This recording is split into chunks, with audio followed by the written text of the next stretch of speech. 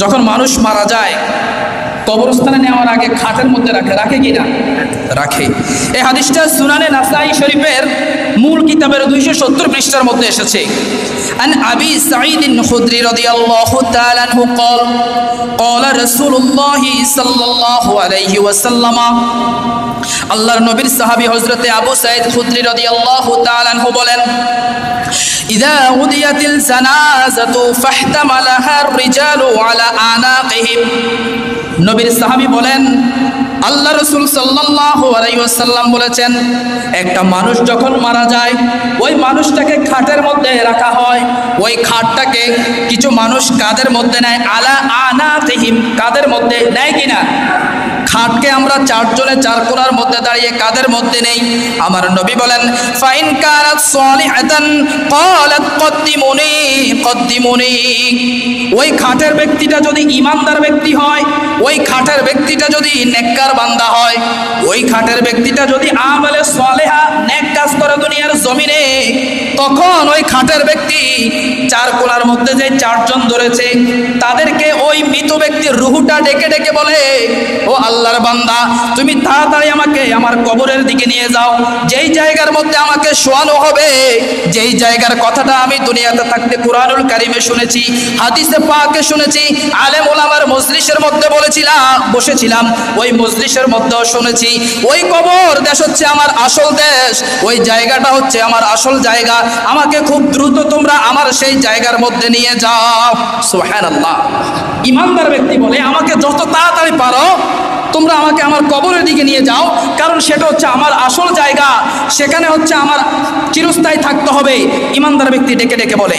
আমার নবী বলেন ওয়াইন কানাত গায়রা সালিহাতিন, আর ওই খাটের ব্যক্তি যদি বেঈমান হয়, ওই খাটের ব্যক্তি যদি গুনাহগার ব্যক্তি হয়, ওই খাটের ব্যক্তি যদি বদকার ব্যক্তি হয়, সেই ব্যক্তিও ডাক দেয় ক্বালা দিয়া ওয়াইলাহা ইলা আইনা তাযহাবুনা বিহা। ওই ব্যক্তি তখন ডাক দিয়ে বলে খাটের চার কোণার মধ্যে যেই মানুষগুলো খাটটা ধরেছে ওই মানুষগুলোকে ডাক দিয়ে বলে তোমরা আমাকে কোথায় নিয়ে যাচ্ছ, তোমরা আমাকে কোথায় নিয়ে যাচ্ছ? আমি এই জায়গার মধ্যে যেতে চাই না, ওই জায়গার মধ্যে আমি আযাব দেখতে পাইতেছি, ওই জায়গার মধ্যে আমি অশান্তি দেখতে পাইতেছি, ওই জায়গার মধ্যে আমি জাহান্নামের ভয় দেখতে পাইতেছি। খাটের মধ্যে ওই বদকার ব্যক্তি তখন ডাক দিয়ে বলে, আমার নবী বলেন ইয়াসমাউ সাউতাহা কুল্লু শাইইন ইল্লাল ইনসান। গুনাহগার ব্যক্তি যখন খাট থেকে ডাক দিয়ে মানুষকে বলে, আমার নবী বলেন পৃথিবীর জমিনের মানুষ ছাড়া সব জীব জন্তু তখন ওই মৃত ব্যক্তির গুনাহগারের ডাক শুনতে পায়। একমাত্র যারা শুনে না তারা হচ্ছে মানুষ, মানুষ শুনে না। মানুষ ছাড়া প্রত্যেকটা জীব জন্তু যত প্রাণী আছে সবাই শুনতে পায়। কেন মানুষ শুনতে পায় না? আমার নবী বলেন ওয়ালাউ সামিআহাল ইনসানু লাসাইকা। আল্লাহর নবী বলে ওই বদকার ব্যক্তি খাট থেকে যখন ডাক দিয়ে বলে আমাকে ওই কবরের দিকে নিও না, আমাকে ওই কবরের দিকে নিও না, আল্লাহর নবী বলে এত জোরে চিৎকার দিয়ে মানুষটা তখন ডাকাডাকি করে, শুধু মানুষ শুনতে পায় না। আমার নবী বলে যদি তখন মানুষেরা শুনতো তখন প্রত্যেকটা মানুষের কানের পর্দা পেটে যাইতো। আল্লাহু আকবার। গুনাহগার ব্যক্তি যখন ডাক দেয়, যদি এই ডাক যদি আমরা শুনতে পাইতাম আমাদের কানের পর্দা পেটে যেত। এত জোরে চিৎকার দেয় জাহান্নামী ব্যক্তি, গুনাহগার বদকার ব্যক্তি এত জোরে ডাক দেয়। তাহলে দেখেন এই যে খাটের মধ্যে আমাকে উঠতে হবে, আপনাকে উঠতে হবে, প্রত্যেক মানুষকে উঠতে হবে কিনা? তো এই খাটের মধ্যে আমরা কি ঈমানদার হয়ে উঠতে চাই নাকি বেঈমান হয়ে উঠতে চাই? আওয়াজ দিয়ে বলি আমরা কি হয়ে উঠতে চাই? প্রত্যেকে ঈমানদার হয়ে উঠতে চাই। আল্লাহর জান্নাত আমরা পেতে চাই, চাই কিনা? আমরা কি আল্লাহ জান্নাত পেতে চাই না? তো ঈমানদার হয়ে উঠতে চাইলে, আল্লাহর জান্নাত পেতে চাইলে, আল্লাহকে সন্তুষ্ট করতে হইলে আমার আল্লাহর ইবাদত বন্দেগী করতে হবে কিনা?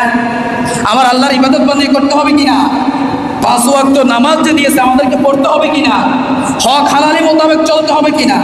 5 ওয়াক্ত নামাজ পড়লেন আরেকজনের হক নষ্ট করলেন, হবে? 5 ওয়াক্ত নামাজ পড়লেন ভিতরে ভিতরে সুদের কাজ করলেন, হবে? 5 ওয়াক্ত নামাজ পড়লেন ঘুষের কারবার করতেছেন, এটা কি হবে? 5 ওয়াক্ত নামাজ পড়তেছেন আরেকজনের সম্পদ 2 হাত 4 হাত 1 শতক 2টি সিম দখল করে ভোগ করে খাচ্ছেন, হবে? হবে না। আপনাকে প্রত্যেকটা বিষয় চিন্তা করতে হবে, প্রত্যেকটা বিষয় চিন্তা করতে হবে। এই কারণে একজন নেককার ব্যক্তি বলেছে, তোমাকে কবরের মধ্যে হিসাব দিতে হবে। ওই কবরে হিসাব দেওয়ার আগে দুনিয়াতে তুমি হিসাবের জন্য প্রস্তুতি নাও। তোমার হিসাব ঠিকঠাক মতো তুমি আল্লাহর কাছে দিতে পারবে কিনা তার প্রস্তুতি তুমি দুনিয়াতে নাও। কারণ ওই কবরের মধ্যে যখন তোমাকে রেখে দিবে, তখন আর হিসাব দেওয়ার সময়, হিসাব যে দিবে তার প্রস্তুতি গ্রহণ করার সময় তখন আর থাকবে, তখন আল্লাহ হিসাব বুঝে নিবে।